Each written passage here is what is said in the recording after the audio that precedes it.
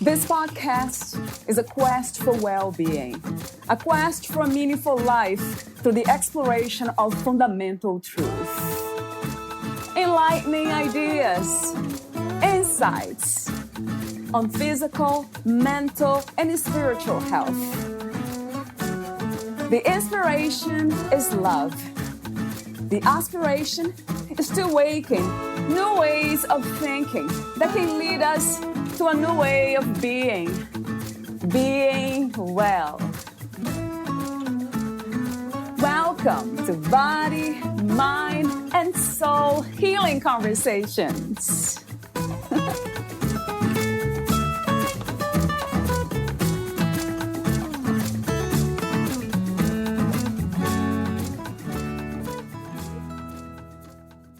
When you experience life with people at the survival level, it opens your horizons and touches your heart. Not just to be grateful for your own privileged life, but sparks wonder about the bigger picture. I was inspired to dig more deeply and began to attend Bible studies. I looked at people I was meeting every day with different eyes and began questioning the meaning of their lives and how they wound up where they were and if their lives could have been different. Were they like the old me? Had they missed that inner voice and not followed their hearts? Were they too traumatized by their childhoods or pre-programmed to pursue the path they chose? Were they too stuck in their past to believe in a different future? What about people who were born mentally or physically handicapped? Is there more to life than we can see? Vony. Valeria interviews Vony Eichel. She is the author of A Reason to Carry On, the meaning of life within each of us to grasp. Vony Eichel was born in New York, where she attended C.W. Post College of LIU, but lived all her adult life in London, England. She has explored many careers, working as a blue badge tour guide, studied for the stock exchange and finance industry, as well as behavioral psychology and systems analysis. She finally found her calling as an exercise therapist for the elderly, disabled, those with special needs, and psychiatric ex-offenders. Her passions are ballet and wild swimming. She now lives on a beach in Sussex. Meet Vony at areasontocarryon.com. Here's the interview with Vony Eichel.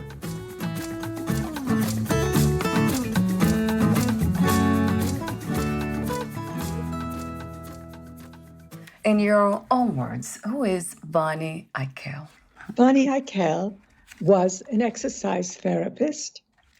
And during COVID, she decided to pick up a book that she wrote 20 years ago about her experiences. And that's when A Reason to Carry On came about. I went to England when I was 19 to get married, quite young, because I was following in my parents what they wanted in their path, what they wanted me to do.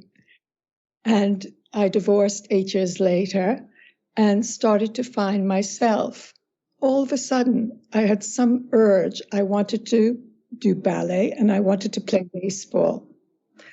And then I started doing ballet.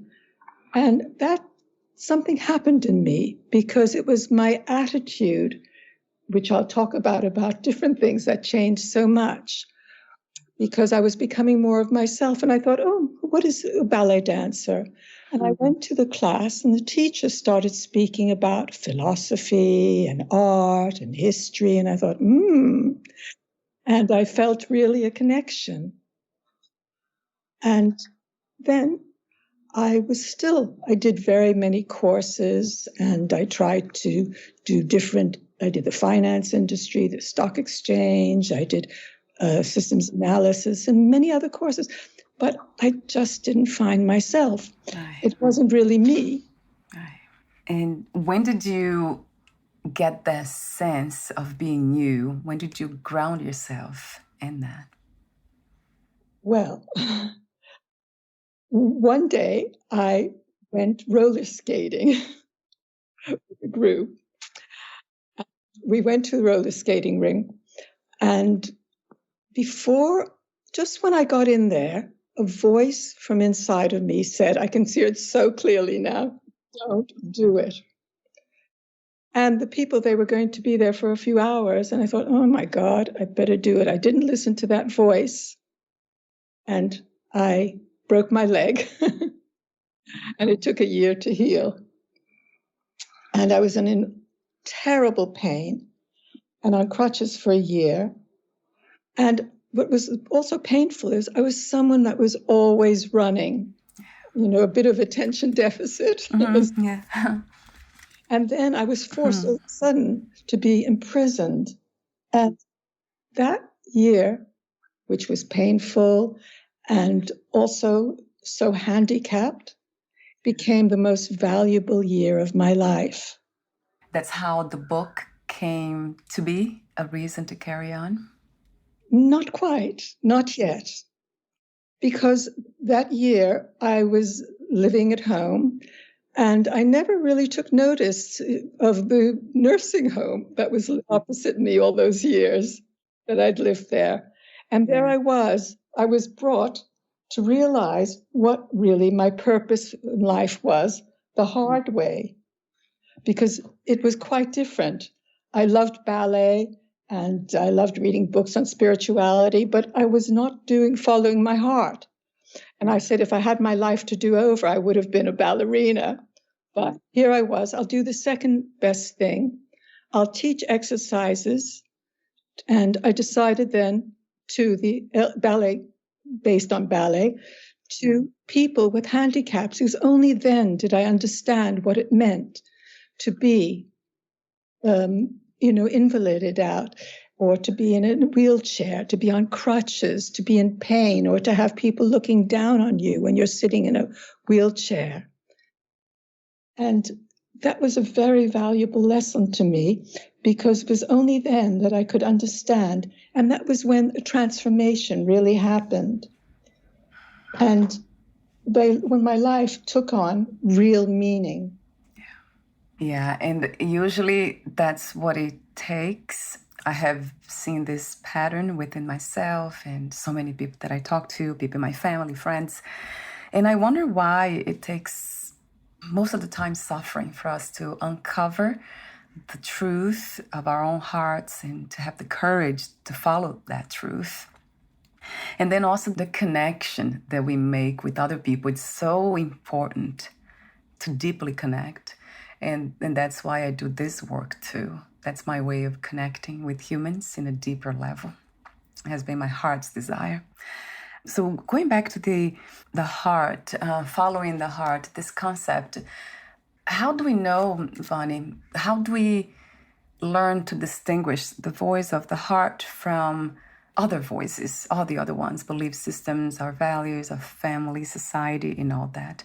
It took me 40 years. I found it. Yeah. But a question that you didn't say anything to me about is that inner voice. There, I told you I didn't listen to it.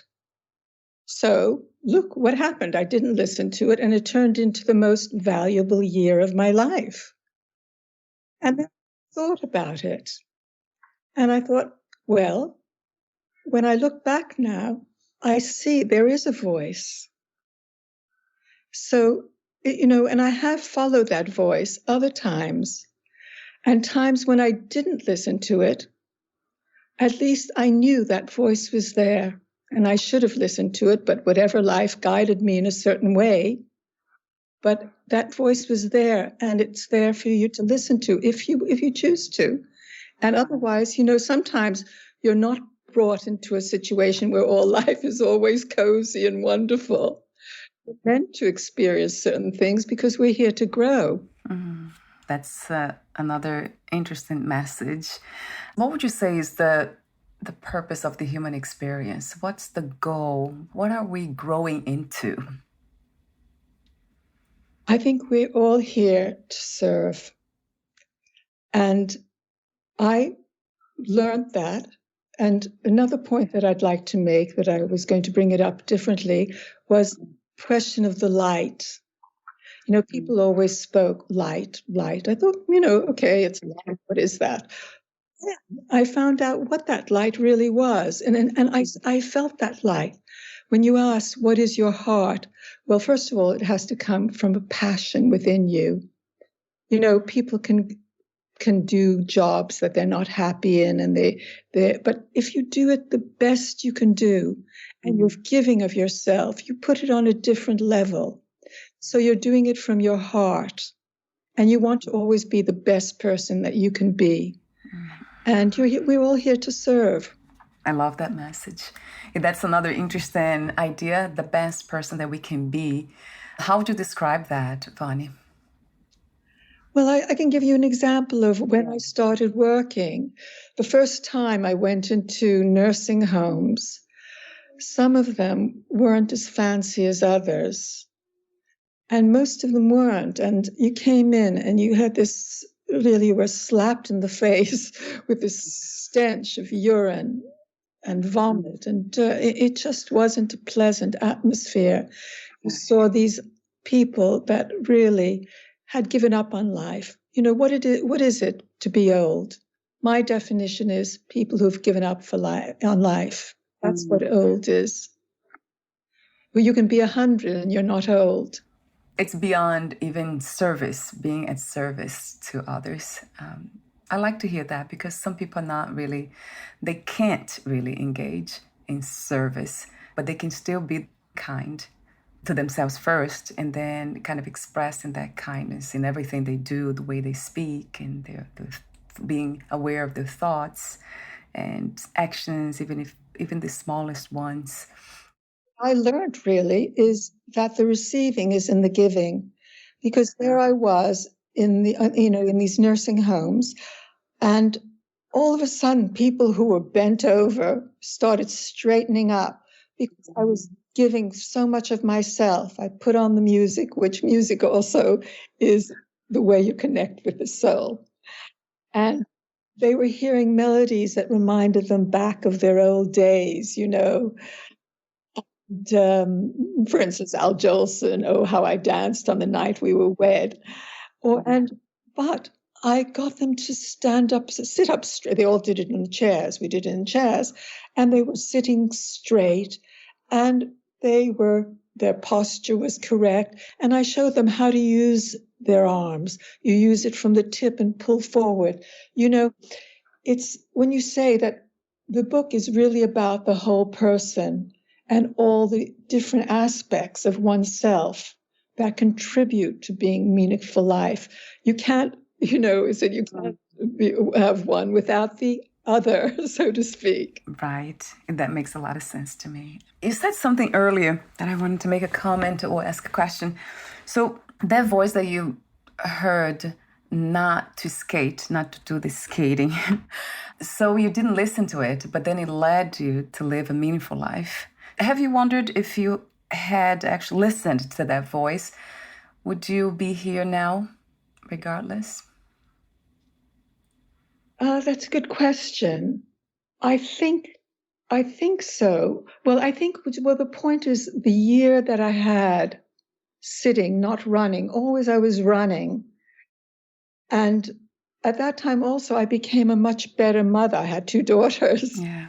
I forgot about them because I was married so young, and I wanted to enjoy my life. And I wasn't the Cancerian that I was born to be.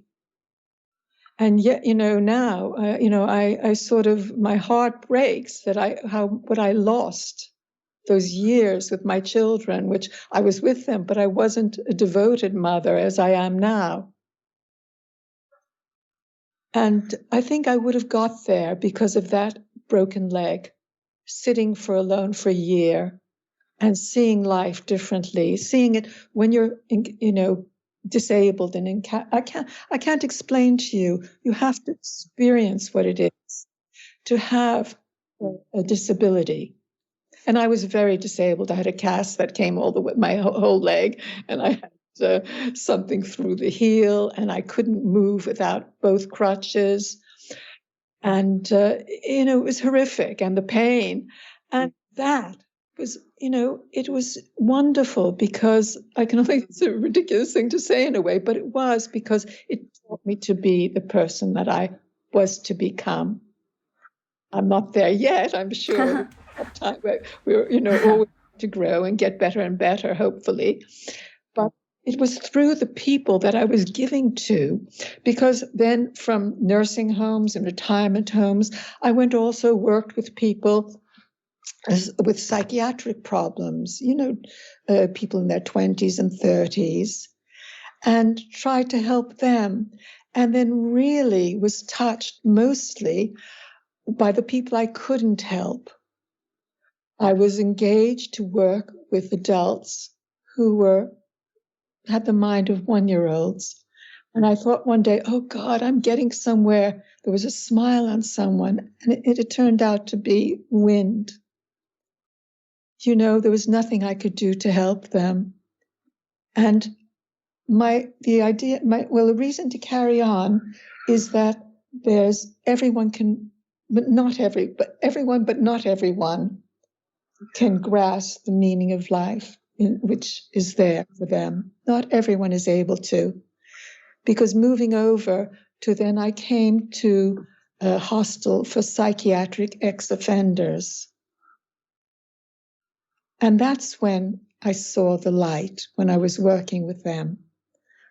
When we were going back to this idea, what is the light? I don't think I really explained it to you, that, people saying the light. But another way to understand, there was someone who also said, you always have to look at the minutes of the last meeting to know what happened before, to be able to move forward. And I became very interested in Bible studies and reading the Old Testament and learning the Old Testament. And there you learn in Genesis with creation. And God said, let there be light, and there was light. But why was the sun was only created and the moon and the stars were only created on the fourth day? So what was that light? And the light of the first day was the light of creation. And that's the light that we see, and then it disappears. And we live our lives trying to get to see that light again and to try to find it. And when I was working with psychiatric ex-offenders, one day I left, and all of a sudden, I felt light. I don't know if this is the light that light, but I still remember it so vividly. And it was many years ago, and I started crying. It was only a few seconds, but that, I believe, I found the light. It hasn't come again, but I believe that showed me that I was on the right path. Can you describe the, let's say, the thoughts behind? Did you have any thoughts behind the glimpse of light that you had? Just crying. And oh my God, this is just too wonderful. It's when I know people who say, they've died and then come back and they said, oh, they saw this light. I felt just bathed in light. I just can't tell you. It was just a second or so. This crying that came over me and this feeling. And I thought, oh my gosh, it was just wonderful. I made it. I got there, and then it was gone. It's the light of creation. It's gone. We're not meant to get very much of it. Yes. Or maybe perhaps it never goes away. It's always here, but it has been dimmed down, kind of covered by the sensory perception. I think there's something to do with that, because I see that from time to time I get the feeling of unconditional love by being unconditionally loved. And that's what happens, like crying. I cry, and there's no thoughts behind, nothing, but just this very warm feeling of belonging to life itself. Perhaps that's what it is. But feeling loved, that's, if I can express it with words, it would be from the conditioned body mind, then would be feeling loved exactly the way I am. So that's the feeling I have gotten many times. And I do a lot of meditation and that spiritual practices. It's my way of life. So it kind of comes back all the time. And it's the most beautiful thing. But I think the reason why we don't kind of live it from moment to moment is because we give too much attention to the sensory perceptions, what we see, hear, smell, touch. So that takes over and kind of, it seems to me that that's what happens. Well, I'd like to talk about, because I don't like to speak about my feelings and how I feel it. What I try to do in A Reason to Carry On is to try to give the facts and to try to show that working with these people, that's where I learned so much. And particularly the man who really was the cause of me writing A Reason to Carry On, was a psychopath. And he said to me, he was illiterate, he was in his mid-30s, and he couldn't read or write. And he had a life of violence. He had a very deprived life. He'd been in prison. And he said to me one day, he fell down in front of a pub, and a girl put out her hand to pick him up. And he said, "What's the point?" What's the point? He became this illiterate person with no education, with violent, and he did some terrible things in his life. But he gave me that idea. What's the point of it all? He said what he's going to get up for, and just to fall down again, he might as well just keep, he was a drug addict. He might as well fix and keep using. So that made me think I'm going to seeing all these people who really, life hasn't been so kind to them. And yet, going to some nursing homes where some old people, we couldn't walk, they couldn't move, they couldn't anything. And yet there were some who were miserable and grumpy and just saying they want to die. And yet there were those one or two people. And yet they found joy in everything. They didn't want to put anyone out. They would always be the kindest and the sweetest and the best. And they tried so hard to help everyone when they couldn't move themselves. They were just kind and loving individuals. And they left a big impression on me. And it made me think, it made me learn, looking at people with these hard lives. And it's not the life you're given, it's how you handle it. So true. And I know that some of those people that you had the gift to be around, some of them didn't have that. The opportunity even to explore the realm of the meaning and what to do, because they're limited. How do you make sense of the limitations for some of us, even the intellectual limitation that we are born that way, some of us? We all suffer, but why do some people seem to suffer more and be stuck, almost a prisoner of that kind of suffering that they're born pretty much with? Have you tried to make sense of that from a spiritual light? Well, I think I always try to think of it in the terms of reincarnation.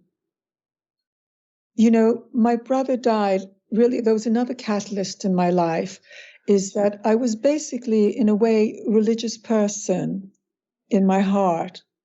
And then my brother died when I was 23, and he suffered terribly. And I went off religion, and I went looking, what is this God? What God is this that could let, someone like that suffer? He was in such agony. At that time, they didn't give you enough drugs, and, strong person was screaming in pain. And I had to listen to this in my 20s and praying, and yet it didn't stop. So I gave up religion then. And I was looking, I went to the Eastern route and trying to look for the meaning of life then. And and I found it in the end by going back to religion. And it was there. The answers were there. I just didn't know it, and I hadn't learned it. It's also how religion is taught to you, and it's not just religion. You don't have to be, formal religion. You can have the light. You can have, but I think one in life needs faith. I don't know what the old, people say they don't have, or they're atheist or whatever, but I said, what's the alternative? Because I believe, and I tried to teach these people, the psychiatric ex-offenders who really didn't have a life at all. Life was so difficult. They couldn't pull themselves out and put real meaning into life. Yes, a few can, if you really have to work hard. But I studied behavioral psychology, and in A Reason to Carry On, I give a lot about a background in psychology to try to people understand how sort of we're programmed before. For instance, I discussed twin studies where twins separated at birth, and then they found each other, and they had this. They married wives with the same names. They all had the same, the same things exactly. Yeah. They went to the same beach on vacation. Yeah. It was amazing. Yeah. They were absolutely programmed. So how much free will do we really have? That's right. How much free will do we really have? And also 50% of a person, who they are, is at conception. Yes. So I think it's very important. What I in A Reason to Carry On, I tried not to put my feelings in, or what my thoughts, or but really I looked at the facts, and also I don't want to leave out ballet. Yes, that's beautiful. It's my life since the age of 29.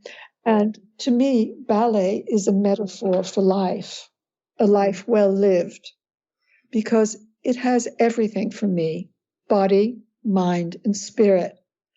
And I think if people follow, you don't have to be a ballerina and you don't have to do ballet, but the principles of discipline, and people say, the body is the temple of your soul. Appreciating your body, knowing how to, respecting your body, knowing how to use it, being disciplined, working hard, trying always your best. And of course, you have the aspect of the arts, music. And, you can't define what music and art are. It's something spiritual that touches people. So that's why, to me, and that's why the exercises that I taught were ballet-based, because I thought it had so much. Very often you see people going into gyms and just pumping away, but it doesn't really appreciate the body for what it is, the temple of the soul. Yeah, I love the way you describe it, actually. You see it, the temple of the soul. It's the appreciation, honoring body as the temple of the soul. That's a beautiful way of seeing it. Yes, but also, when I was working with the elderly, very often, a lot of them wouldn't use their feet. They didn't have the connection of the feet to the ground. They would sort of shuffle. And I said, use your toes, and people, they wouldn't even know how to stand properly. People, get very frightened when they get older because sometimes they fall. And even if they have a Zimmer frame, they didn't know how. They walked with such anxiety because they didn't know how to lift their head up high and pull their body up and push against their feet. That's another thing, which I incorporate, how to use your body properly, like an elastic band, and what the body really is. And, how much joy you can get by, respecting your body and using it properly. using the whole body, right? You just made me think now.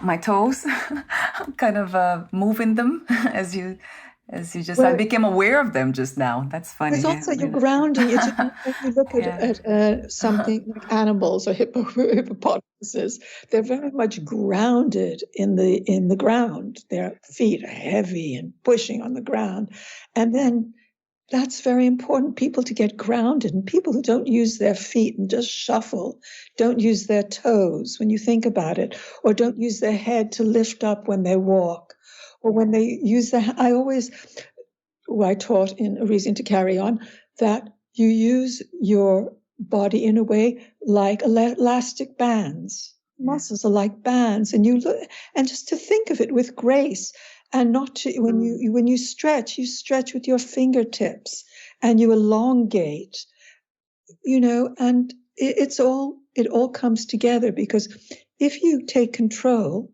of your body, you start controlling your mind. Yeah, it's all, it all works together. You can't have one without, you have to do it all together. It's Body, true. spirit. And that's why I emphasize again so much the exercise and the ballet, and how I was able to give so much to people. I felt, because I really gave of myself. I pranced around. I tried to get them full of energy, and I felt I was terribly successful, and it didn't matter. People are all the same. I've tried to tell you, but A Reason to Carry On, it shows all the different places that I went to, different people of different backgrounds, different handicaps and all that. And yet they were all in their core the same. We're all the same. And they all want the same things. I love the way you talk about the connection, body, mind, and then of course the spirit. It's the idea of using or utilizing everything that we have, kind of expressing life through all the channels that we were giving, using this temple, this vessel. That's interesting. It just reminded me of stretching more, because it's easy to forget, isn't it? It's easy to forget that we are in the body. And, also to relax one's shoulders. So many people hold so much tension in their body. In A Reason to Carry On, I write about Henry, the psychopath. And to give you an example, when he came into a room, he would swagger. He wouldn't just walk, he would swagger. And what is swagger? He was trying he put a mask on, he was trying to show something that he wasn't. And, he wasn't in connection really with who he was. And I tried to get him to walk in the room with a presence, to stand up straight and lift up his head and walk, respecting himself. And I think, you look different. And even people who were sitting in these chairs all day, all of a sudden, it was so delightful to see them sitting up straight from being bent up, to really see them. And it was just glorious to see them with these ballet, using their hands, propping their feet. And then I said, when you stretch, you use your toes to lengthen your leg. When you pull, you raise your leg, you use your toe, you pull on your feet like elastic band, or then you push on your heel, and and to learning how to use your body and appreciating and think, focus. Focus is so important for everyone. And, I was just a humble exercise therapist. But just using the tools of my trade, I think I was so able to help everyone, because the body, and coming back again, is such an important part of who we are. I love the way you speak about the experience. It kind of opens my heart, because I can visualize these people that once felt limited or disconnected, kind of coming in connection again, just coming back to the sense of this honorable self, this respectful being that we are. That's the spiritual work. Well, I think I got more out of it than they did, because there I felt 10 feet high, because I came out of being there in the, in sort of a nursing home or a day center, whatever. And I saw people, they changed that for that time that I was with them. They were happy and they were, and I felt I received so much. And I gave so much of myself. I was shattered at the end of the day. I did 4 classes a day, and I was really, I was dancing, prancing all over the room, going to each one, and also touching them. Ah, yes. It's very important, touch.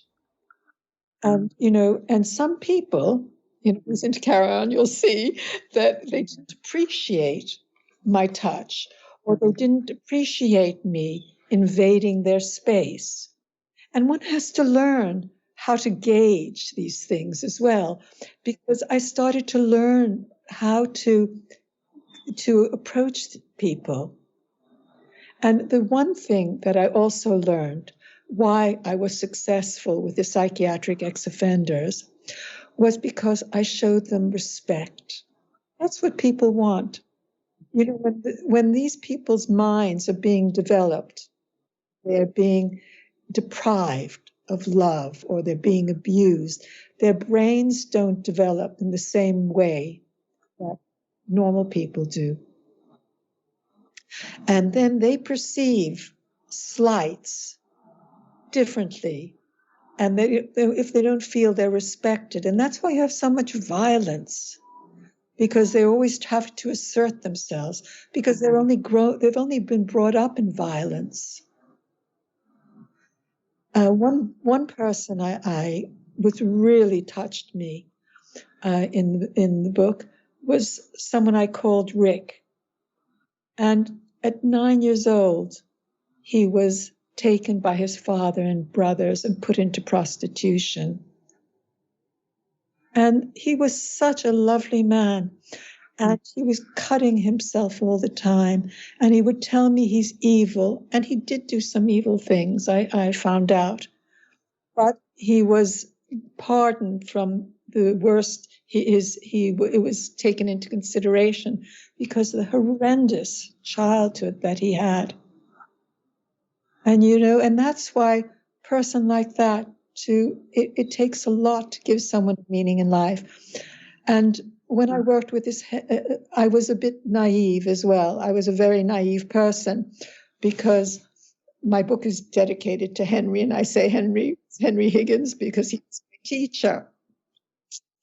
But he was the one that really, I was naive. I realized because he made me feel so good that I was really valuable. And then I explained them why someone tried to kiss me, in a very nice way, and they thought that was dangerous. So I had to go. And he said, "Oh, if you go, I'll break tables and chairs." So I saw him privately. We would meet in parks and all that. And then afterwards, it was winter. What could I do? I did something stupid. I let him come to my home. I mean, I was really naive. And then I was very lucky because I found out afterwards from his psychiatrist, I was warned to stay away from him because he was an arsonist, rapist. He was, a lot of these dangerous person to be around. And he changed dramatically. But so I was very naive and I always thought, oh, I could help and I could do something. So another point I want to make, there I was thinking I was so altruistic, giving of myself. And then I realized, I told you that I lost my brother when I was 23. Well, Henry, I was transferring my feelings from my brother onto Henry, and I only realized that afterwards. So all our motivations in life, we don't always know. We think we're doing the best, but we don't always know where we're coming from. That's incredible how it goes back to the idea that we really have free will, because there's so much happening here, so many decisions we make that if we go deeper, we won't know exactly why we made those decisions. We are making them. So there's a lot of mystery, I agree. Yes, but also another point that I'd like to make, because we were talking about, some people can't change, but some people can change. It is possible to change. And that's where I go into the behavioral psychology part of it. That, change has to be gradual, though. We have to be aware of what we're actually doing and what's going on to have a greater ability to control our lives. And we have to also accept the things that we can't change. Yes, I love your wisdom, and I love you being open to life as you have been, Vony. It's a question of, by doing, as I said again, the receiving is in the giving. That was my experience. And I learned from my students. They were my teachers. Very humble, which is part of wisdom, the way I see it. So again, I want to mention the title of your book is A Reason to Carry On. The meaning of life is within each of us to grasp. And the book will be on Amazon for sale on February 24th. So I want to thank you again, Vony, for your presence and all the experiences you share, the wisdom and the lessons. It's easy to see that meaning of life, as you call it, even within the stories. It could be just listening to you, it kind of transported me into a different place. I read parts of the book. I didn't read the book entirely. So listening to you kind of made me grasp something that I have not even contemplated before.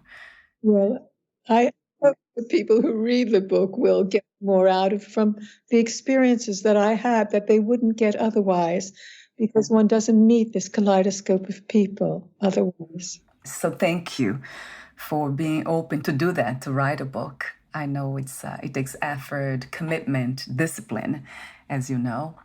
Do you still dance? Yes. You do? Wonderful. I do. Yeah, I was curious to know. It's not, but actually it's changed since COVID. Everything has changed. It's not the same anymore. A lot of people left, unfortunately. That's the thing about life, again, is a change, right? That's what we need. There wouldn't be life, I feel, without change. That's what life is. From the human experience, that's basically what it is. And even when we don't perceive change in life itself and what's happening, the experience, changes are taking place, which is interesting to see, to notice, really. We don't see it, but we notice sometimes. So I have the ending questions. But before that, Vony, would you like to say anything that you left unsaid or read a passage in the book? Well, yes, I think I would like to read about when I said about special children and reincarnation is a cycle of birth, life, and death. I'll just skip that though. It makes sense of a world where children born with severe disabilities are on their last journey in the cycle. There's a reason and purpose for each of these lives who have little to accomplish or any obligations. It's the parents of these children who are blessed and given the opportunity of caring for a soul who will always be dependent on them. These elevated beings cannot express their eminence, but whose parents are given the task of looking into their own souls and hearts to obtain their greatest joy. The disabilities for which there are no cure deem these children unable to reveal their true inner selves because of their soul's greatness and perfection that ordinary people cannot communicate with them. It is those who understand the blessings that come with those who are children for this life. For believers, there is another world to come. Yes, for believers. I love that the spiritual component, of course, to me, it's a huge part of being human. You probably heard the expression about that we are spiritual beings having the human experience. And I really live that reality. So thank you for including that in your book in details in a way. The purpose of life is to gain the ultimate knowledge and free oneself from the constraints of the material world through good deeds. Yes, a billion times to that truth. Yes, beautifully said. Thank you so much again, Vony, for your presence here today. My greatest pleasure. Thank you so much. Yeah, you're beautiful.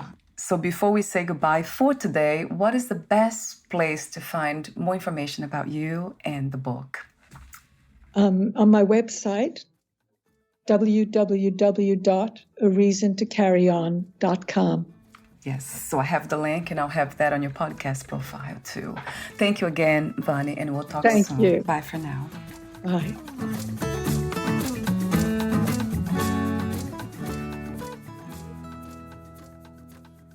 Thank you for listening. To learn more about Vony Eichel and her work, please visit areasontocarryon.com.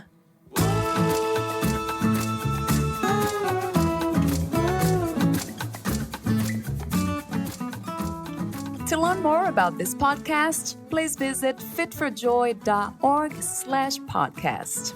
Thank you again for listening, and bye for now.